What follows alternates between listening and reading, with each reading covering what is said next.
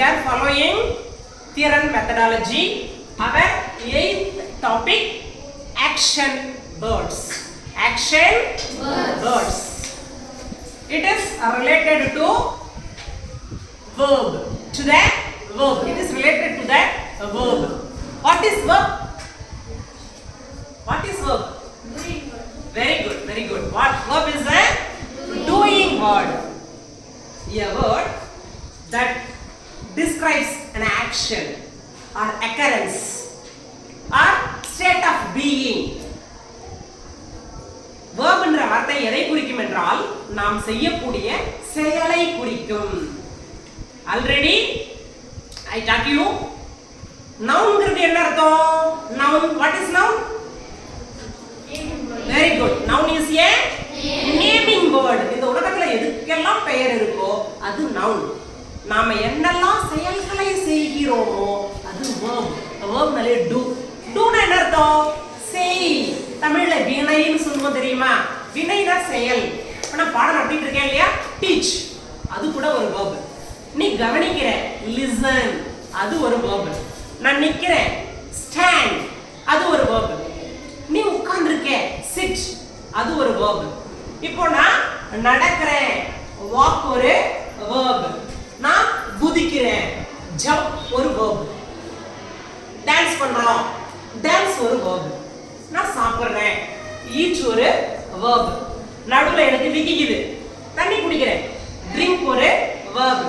Class ரொம்ப போரிங்கா இருக்கு அங்க ஒருத்தன் தூங்குறான் sleep ஒரு verb. அத பக்கத்துல இருக்கறவன் பார்த்து சிரிக்கிறான் laugh ஒரு verb.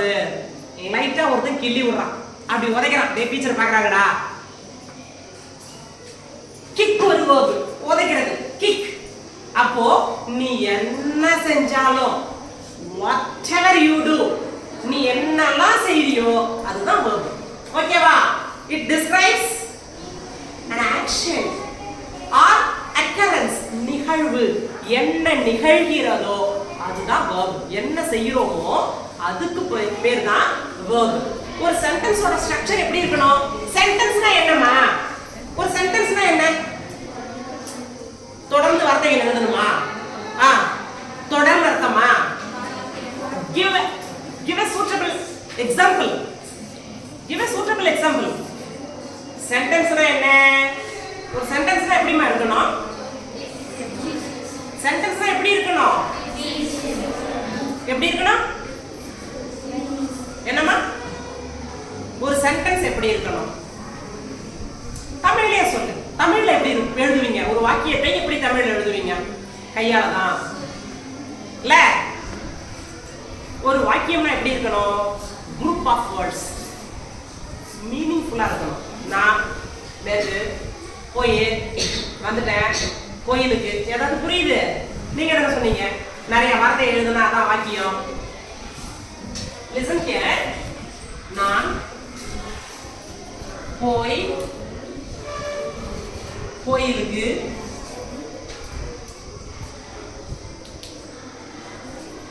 வந்தேன் நேற்று. ஏதாவது புரியுது? ஏதாவது புரியுதா? இது சென்டென்ஸ் மாதிரி.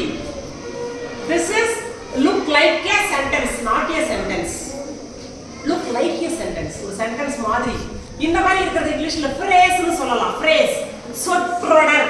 சொல் தொடர்ந்து வந்திருக்கு. ஆனா இது சென்டென்ஸ் னு சொல்ல முடியாது. சென்டென்ஸ்னா எப்படி இருக்கணும்? a group of words which make complete sense of your meaning. பல வார்த்தைகள் ஒன்றாக சேர்ந்து இருக்கணும். ஆனா மீனிங்ஃபுல்லா இருக்கணும். எல்லாமே சென்டென்ஸ் ஆயிடாது.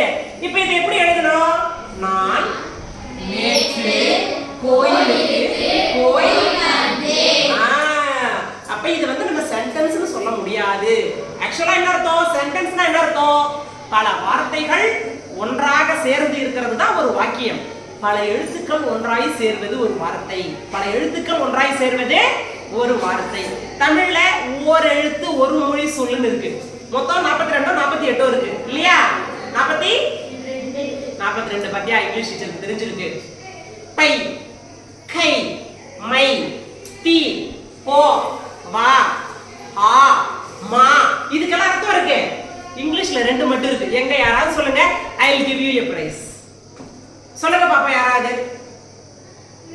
ரெண்டு லெட்டர் தான் இருக்கு. ஒரு எழுத்து ஒரு மொழி சொல். இங்கிலீஷ்ல சொல்ற மாதிரி இங்கிலீஷ்ல ரெண்டு தான் இருக்கு. ஒரு எழுத்து, அதை ஒரு சொல்லாகவும் பயன்படுத்த முடியும். anybody? Can anyone try? Ma. Very good, very good, very good. I. Super. I. And one more letter. U. No. Yeah, very good. A. I and A.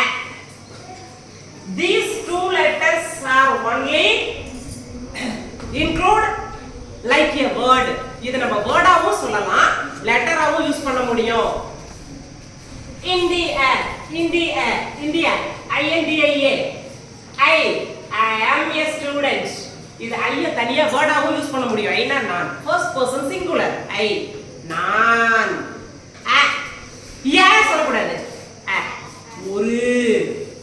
This is a chalkpiece. This is a notepad. This is a box. This is a duster. A I A. Okay மாமா? சரி, தமிழ்ல புள்ளி வச்ச எழுத்துக்கள் நிறைய இருக்கு. இக்கு இங்க இச் 18 எழுத்துக்கள் இருக்கு. தட் இஸ் கால்ட் மெய் எழுத்துக்கள்.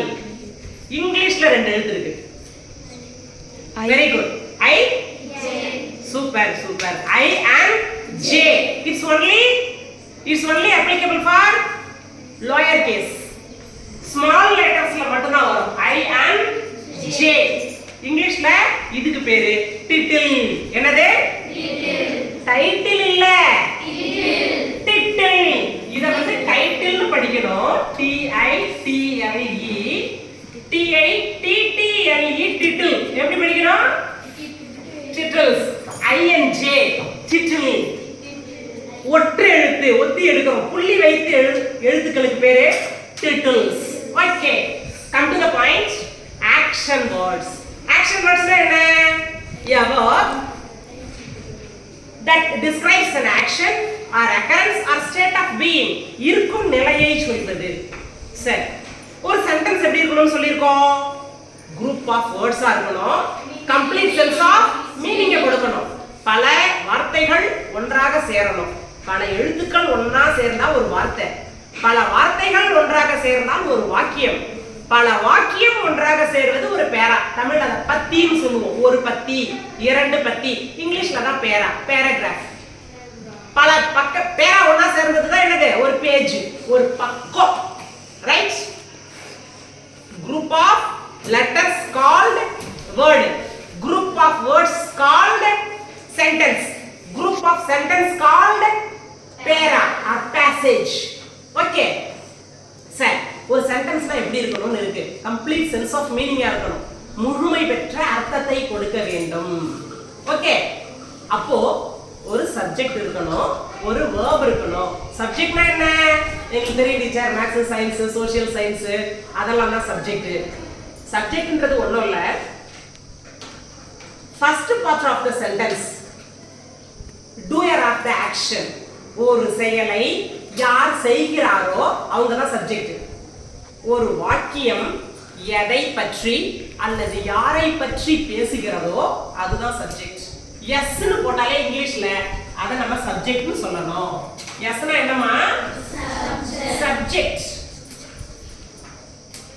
வி னா verb. இப்போதைக்கு இது வரைக்கும் இருக்கட்டும். சப்ஜெக்ட் அண்ட் verb இல்லாம we cannot make a sentence. நம்மளால ஒரு சென்டென்ஸ் மேக் பண்ண முடியாது. ஒரு சப்ஜெக்ட் இருக்கணும், ஒரு verb இருக்கணும். ஒரு வாக்கியம் எதை பற்றி யாரை பற்றி பேசுகிறதோ அது சப்ஜெக்ட். அந்த சப்ஜெக்ட் என்ன செயலை செய்கிறதோ, listen carefully, what the subject of a sentence is doing. subject of a sentence என்ன செய்கிறதோ அதுக்கு பேர் தான் verb. இப்போ நான் ஒரு உதாரணம் சொல்றேன் பாரு. I teach English. I teach English. He plays tennis. Listen.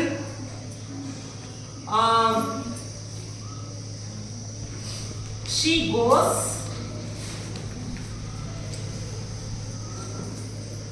home. Listen ma, listen carefully. I, he, she இதெல்லாம் தான் சப்ஜெக்ட். இந்த வாக்கியம் யாரை பற்றி பேசுது? என்ன? I teach English. நான் ஆங்கிலம் நடத்துகிறேன். I teach. நான் ஆங்கிலம் கற்பிக்கிறேன். டீச்னா கற்பித்தல், நடத்துதல்னு கூட சொல்லக்கூடாது, அது கண்டக்ட் பண்றது. I teach. நான் பாடம் கற்பிக்கிறேன். நான் ஆங்கிலம் கற்பிக்கிறேன். I teach English. He plays tennis. அவன் டென்னிஸ் விளையாடுகிறான். She goes home. to போடக்கூடாதீங்க, ஒரு finite verb வரக்கூடாது. He goes home. அவள் வீட்டுக்கு செல்கிறாள். அப்போ இந்த first part of the sentence இது என்ன பத்தி பேசுது? நான் ஆங்கிலம் கற்பிக்கிறேன். He plays tennis. அவனை பத்தி பேசுறோம். யாரை பத்தி பேசுறோமோ அதுதான் சப்ஜெக்ட். யாரை அல்லது எதை, யாரை பற்றி ஒரு வாக்கியம் பேசுகிறதோ அல்லது எதை பற்றி பேசுகிறதோ. India is our country. India நம்முடைய நாடு. இங்க சப்ஜெக்ட் எது? யாரை பத்தி பேசுறோம்? இந்தியாவை பத்தி பேசுறோம். அப்போ இங்க இந்தியா தான் சப்ஜெக்ட். ஐ சப்ஜெக்ட். நல்லா கவனிச்சீங்கன்னா தெரியும், பொதுவாக சப்ஜெக்ட் தான் ஒரு வாக்கியத்துல முதல்ல வரும். சென்டென்ஸ் பேட்டர்ன்ல நம்ம மாத்தி கூட எழுத முடியும். in 1947 இந்தியா got independence கூட எழுதலாம், வருஷத்துக்கு முன்னாடி போடலாம்.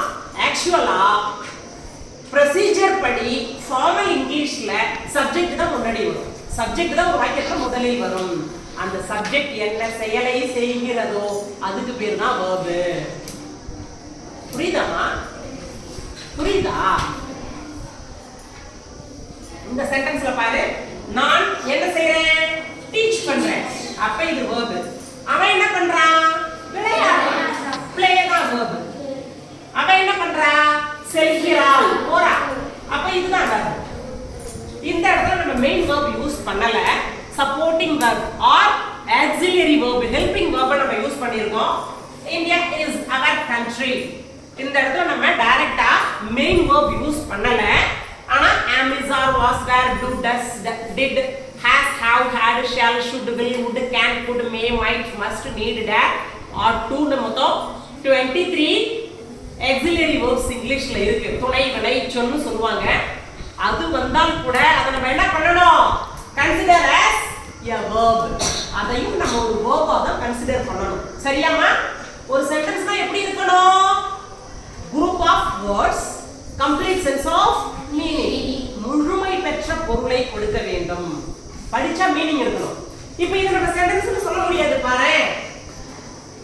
The baby cries. ஆக்சுவலா இந்த சென்டென்ஸ்னு நம்ம சொல்ல முடியாது. ஏன்னா சென்டென்ஸ் வந்து ஃபுல்ஃபில் ஆகல. The baby cries. குழந்தை அழுகிறது. எந்த குழந்தை அழுகுது? ஏன் அழுகுது? எங்க அழுகுது? நிறைய பர்சன் நமக்கு ரைஸ் ஆகுது இல்லையா? புரியுதாமா? ஒரு சென்டென்ஸ்னா கம்ப்ளீட் ஆயிடும். இந்த சென்டென்ஸ் பாரு, அவ எங்க போறா? வீட்டுக்கு போறா. எங்கன்ற ஒரு டெஸ்டினேஷனை நம்ம சொல்றோம். எங்க, எப்போ, யாரு, ஏதோ ஒண்ணு. The cat killed a rat. The cat killed a rat. ஒரு பூனை ஒரு எலியை கொன்னுடுச்சு. முடிஞ்சிருச்சு.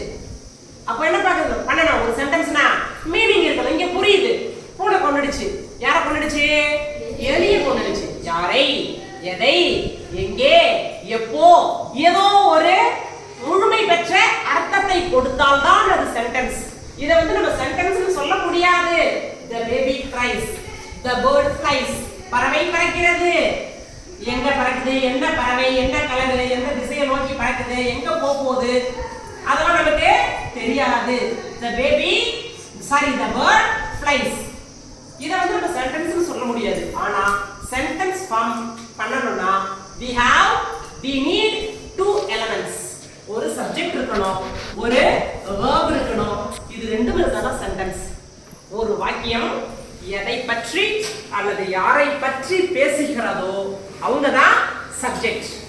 அவங்க என்ன செயலை செய்கிறாங்களோ அதுதான் verb. புரியுதாமா? ஆக்ஷன் வேர்ட் என்னது? verb. நம்ம என்னெல்லாம் செய்றோமோ எல்லாமே verb தான். நாளைக்கு உங்களுக்கு அசைன்மெண்ட் என்னன்னா 100 verbs எழுதி எடுத்துட்டு வரணும். verbsல நிறைய இருக்கு.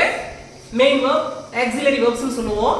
அந்த verbுக்கு பேஸ் verbனா present form னு அர்த்தம். Base verb. அதுக்கு 3 formation இருக்கு. V1, V2, V3 past participle னு சொல்லுவாங்க. V3 ய verb 1, verb 2, verb 3. verb 1 னா present. verb 2 னா past. V3 ன்றது past participle. V3. Here I write few verbs. Do present, did past, done. இப்போ நீ முடிச்சிட்டு வெச்சியேன். என்னடா ஓகேவா? done. முடிஞ்சிருச்சு. just now இப்பொழுதுதான் முடிந்திருக்கிறது. செய்கிறேன், செய்தேன், செய்திருந்தேன். see பார்க்கிறேன். saw பார்த்தேன். seen பார்த்திருந்தேன். write wrote written படிக்கணும்னா நான் written இல்ல. write wrote written. I write a poem. நான் ஒரு பாடல் எழுதுகிறேன். I wrote a poem. நான் ஒரு பாடல் எழுதினேன். I write a poem. I will write அது future. I have written a poem. நான் ஒரு பாடல் எழுதி இருந்தேன். புரியுதா? write wrote written. present tense னா present verb. past tense னா past verb. future tense னா future verb இல்ல. future tense க்கு present verb தான். இது எங்க வரும்னா perfect tense க்கு மட்டும் தான் வரும். perfect tense இருக்கு. present perfect, past perfect, future perfect னு மொத்தம் 3 perfect tense இருக்கு. அதுக்கு தான் இது யூஸ் ஆகும். நமக்கு present உம் past உம் தான் இப்போ ரொம்ப முக்கியம். Okay. do, did, done, see, saw, seen. இது எல்லாமே irregular verbs னு பேரு. irregular ஒண்ணுக்கு ஒண்ணு சம்பந்தம் இல்ல. irrelevant, irregular னு சொல்லுவோம். பொருந்தாத. right, wrote, written, run, ran, run, come, came, come, go, went, gone, gone இல்ல, gone, eat, ate, eaten, fly, flew, flown. Some regular verbs இருக்கு. regular verbs இருக்கு. Now I am going to write some regular verbs. Jump, jump, jump. ed சேர்த்தாலே past tense மா. நல்லா கவனிக்கணும். v2 ed னா v3 யும் ed தான். இங்க jump னு எழுதுனா அடுத்த வார்த்தை என்னது? jump. look, look. ed சேர்த்தறேன். look pastல வந்து ed. அப்ப v3 யும் என்னது? ed. looked. cry, cried. இதுவும் cried. கவனி. இதுக்கு பேரு regular verbs. இதெல்லாம் என்னமா? regular verbs. ஒன்றோடு ஒன்று தொடர்பு இருக்கு. jump, jump, jump. cook, cook, cook. look, look, look. ed சேர்க்கிறோம். walk, walk. walk இல்ல. l silent. walk, walk. ed வருது. அப்ப இங்க என்னது? ed தான். walk, walk, walk, walk. இதுக்கு பேரு regular verbs. இது சம்பந்தமே இல்லாத இருக்கு. இதுக்கு பேரு irregular verbs. ஓகேவாமா? சரி. இப்போ இந்த verb பார்த்து தான் we can decide what type or what tense of the sentence is this. ஒரு sentence கொடுத்து உனக்கு கண்டுபிடிக்க சொல்றாங்கன்னு வெச்சுக்கோயே. அது என்ன tense னு? tense னா என்னன்னு புரியுதா? What is tense? tense னா என்னப்பா? What are the basic tenses in English? என்னம்மா basic tenses எத்தனை இருக்கு இங்கிலீஷ்ல? We have 3 tenses. Present tense, past tense, future tense. Present, past, future. Present verb இருந்தா present tense. Past verb இருந்தா past tense. Future verb ஒண்ணு இல்ல. Future tense-க்கும் present verb தான். ஓகேவா? எதை பத்தி இப்போ பேசிட்டு இருக்கோமோ அது present tense. presentனால என்ன அர்த்தம்? இப்போ இன்னைக்கு யாரெல்லாம் present ஆயிருக்கான்னு கேக்குறோம். presentனா தற்சமயம், just now. இப்போ என்ன நடக்குது? நான் பாடம் நடத்துறேன், நீ உட்கார்ந்திருக்க, அவன் கவனிக்கிறான், அவன் சிரிக்கிறான், அங்க ஒரு மாடு மேய்ஞ்சிட்டு இருக்கு. இப்போ நடக்கணும் ஒரு செயல், action is happening. இப்பொழுது நடந்துட்டு இருக்கணும், இப்ப நடக்கணும், நான் பேசும்போது நடக்கணும். அது பிரசன்ட் டென்ஸ். பாஸ்ட் டென்ஸ்னா என்ன அர்த்தம்? முடிஞ்சு போச்சு, கம்ப்ளீட் ஆயிடுச்சு. Sentence completed, action completed. நான் நேத்து ஊருக்கு போனேன், நான் நேத்து புலி படம் பார்த்தேன், நான் போன வருஷம் 7ஆம் வகுப்பு படித்தேன், நாங்கள் சென்ற ஆண்டு கோடை விடுமுறைக்கு ஊட்டிக்கு சென்றோம். இதெல்லாமே முடிஞ்சு போச்சு. ஆக்ஷன் கம்ப்ளீட்டட், முடிஞ்சு போச்சு. Past is past. ஒரு ஃப்ரெண்டு சோகத்துல இருப்பான், நம்ம போய் ஆறுதல் சொல்லுவோம், விடுறா, பாஸ்ட் இஸ் பாஸ்ட். அப்படின்னு என்ன அர்த்தம்? நடந்ததே நடந்து போச்சு. அப்ப இன்னொரு சொல்றான், நடக்காததெல்லாம் ஆட்டோல போச்சான்றான். நடந்ததெல்லாம் நடந்து போச்சு, நடக்காததெல்லாம் ஆட்டோல போச்சு. நடந்தது நடந்து போச்சு. அப்ப பாஸ்ட்னால என்ன அர்த்தம்? முடிஞ்சு போச்சு. கடந்த காலம் நம்மை விட்டு கடந்து சென்று விட்டது. ஃபியூச்சர் டென்ஸ்னா இனிமே தான் நடக்க போகுது. Action will happen, may happen or may not happen. நடக்கலாம், நடக்காமலும் போகலாம். நான் டாக்டர் ஆக போறேன், நீ என்ன ஆக போற? டாக்டர் ஆக போற. இனிமே தான். நாளைக்கு நாங்க ஊருக்கு போறோம், திடீர்னு மழை வந்தா போகாமலும் இருப்போம் இல்லையா? ப்ரீ பிளான், போகலாம் போகாமலும் இருக்கலாம், நடக்கலாம் நடக்காம போகலாம். ஆனா எதிர்காலம், நீ ஃபியூச்சர்ல என்ன ஆக ஆசைப்படுற? உன்னோட ஃபியூச்சர் பிளான் என்ன? உன்னோட ஆம்பிஷன் என்ன? உன்னோட கோல் என்ன? ஃபியூச்சர்னா இனிமே தான் நடக்க போகுது. பிரசன்ட்னா இப்ப நடக்கணும். நவ், இப்போ பிரசன்டா. பாஸ்ட்னா முடிஞ்சு போச்சு, பாஸ்ட். ஃபியூச்சர்னா இனிமே தான் நடக்க போகுது. ஓகேவாப்பா? இப்போ நமக்கு இந்த வேர்ப்ஸ் தெரிஞ்சா போதும். நம்ம என்னெல்லாம் செய்யறோமோ எல்லாமே verb தான். All the verbs are having 3 forms in itself. மூன்று ஃபார்ம் இருக்கும். எல்லா வேர்புக்கும் 3 ஃபார்ம் இருக்கும். இந்த மாதிரி இருக்கும். do, did, done, see, saw, seen. பார்க்கிறேன், பார்த்தேன், பார்த்திருந்தேன்.